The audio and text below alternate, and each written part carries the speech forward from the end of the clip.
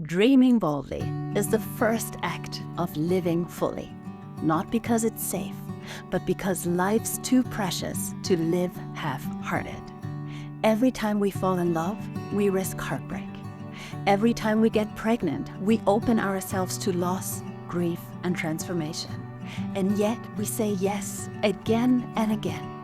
Dreaming is the same. When you dare to name your desires, whether it's writing a bestseller, building a business, or having a more passionate sex, you're not naive. You're choosing to live awake, to live fully.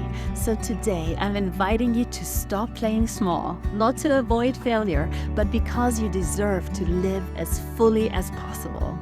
Dreaming doesn't guarantee your future success, but not dreaming guarantees you'll stay stuck.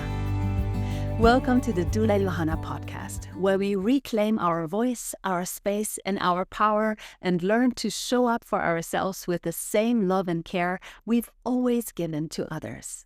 Think of this podcast as your little life doula holding space, cheering you on, and offering tools for your next chapter.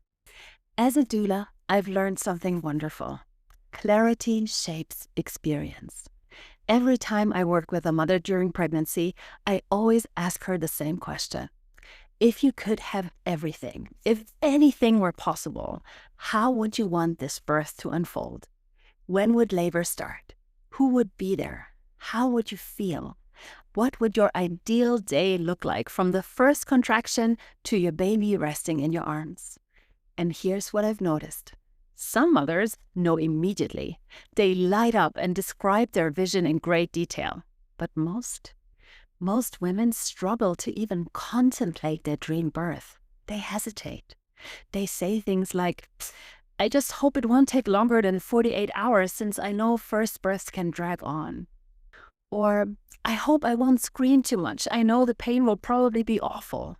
We're so afraid of disappointment, we don't even dare to dream. We don't want to feel foolish for wanting more. We think that dreaming sets us up for failure, when actually, dreaming sets us in motion. And it's not just in birth, in life too. We shrink our desires to protect ourselves. We stay vague to avoid failure. But if we can't name what we want, how can we move towards it? Personally, I'm a huge believer in doing both. Visualizing the dream and preparing for plan B, C, and D. Hope isn't naive, it's powerful. And naming your dream doesn't mean ignoring reality. It means giving yourself a direction. This is exactly what we explored in last week's episode of this abundance series, how abundance begins in your body. And today we're shifting from body to mind, from survival to vision. Because here's the truth, your body carries you, but your mind sets your direction. And don't think visualization is just for elite athletes or corporate CEOs. There's solid science behind it. Neuroscience studies, including a Harvard study from 2005, show that when we mentally rehearse an action, our brain fires the same pathways as if we were physically doing it. Visualization isn't wishful thinking, it's neurological training. So why wouldn't mothers use the same tools? Why shouldn't you? Dreaming boldly isn't frivolous. It's not selfish. It's the first act of living fully. But if dreaming is so powerful, why does it feel so hard sometimes? Especially for mothers, it seems. In today's world, women aren't told to be small anymore. We're told to have it all. To be strong, to be successful, to be independent, balance work, family, friendships, health, and creativity. Handle everything gracefully. But here's the hidden trap. In learning to perform strength, many of us have lost the ability to envision lives where we feel genuinely supported. We know how to set goals, but imagining a life where we're held, where there's space to rest and to receive, to soften, that feels risky, maybe even shameful.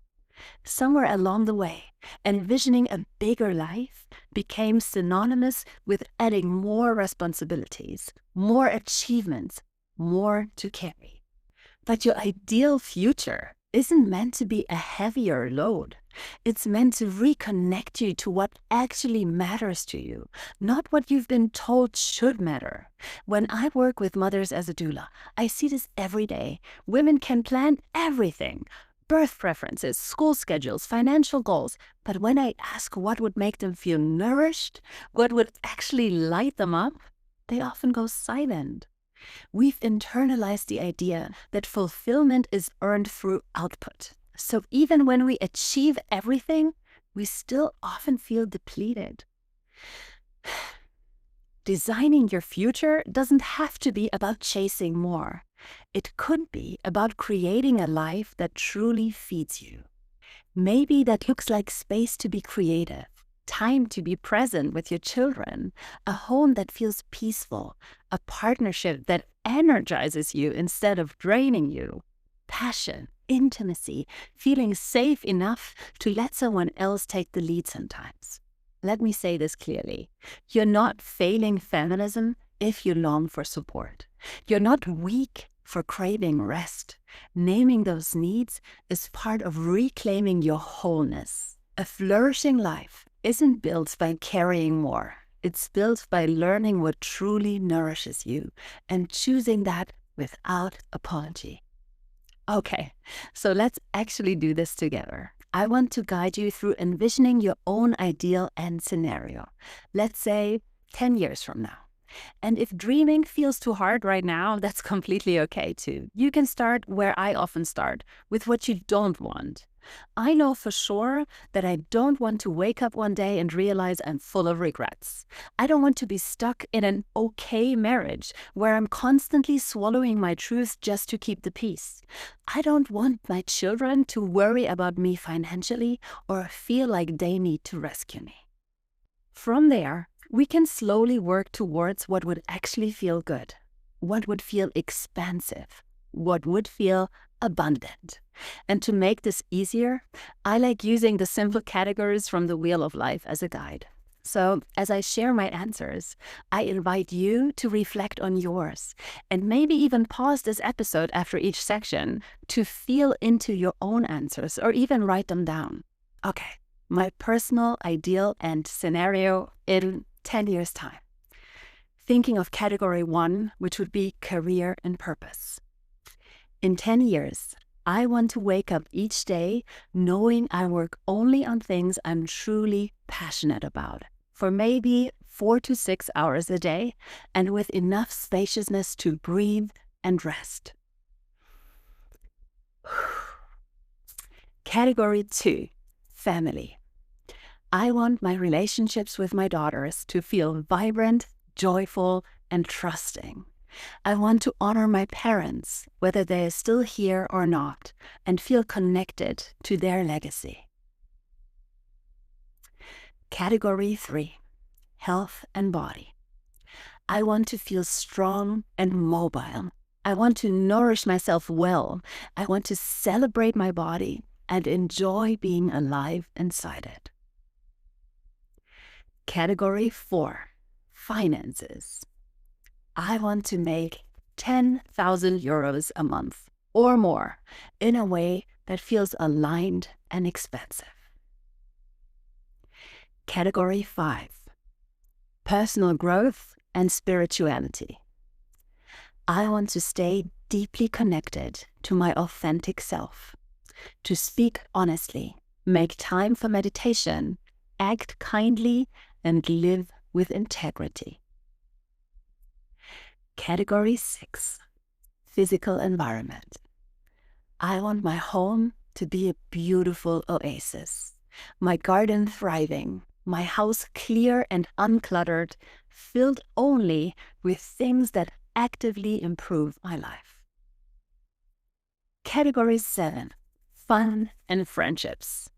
I want to travel more, explore new places with my husband and friends, and nourish friendships that keep me inspired and connected. And the last category, category 8, is romance. I want my marriage to feel alive. I want to feel held by my husband's strength, his devotion, his humor, and his leadership. I want us to cheer each other on and come together often as both lovers and friends, sharing our learnings and planning new adventures. Saying these dreams out loud feels raw. I'm not above feeling afraid that none of them will come true. And then it will be impossible to hide my failure since I shared those dreams so publicly.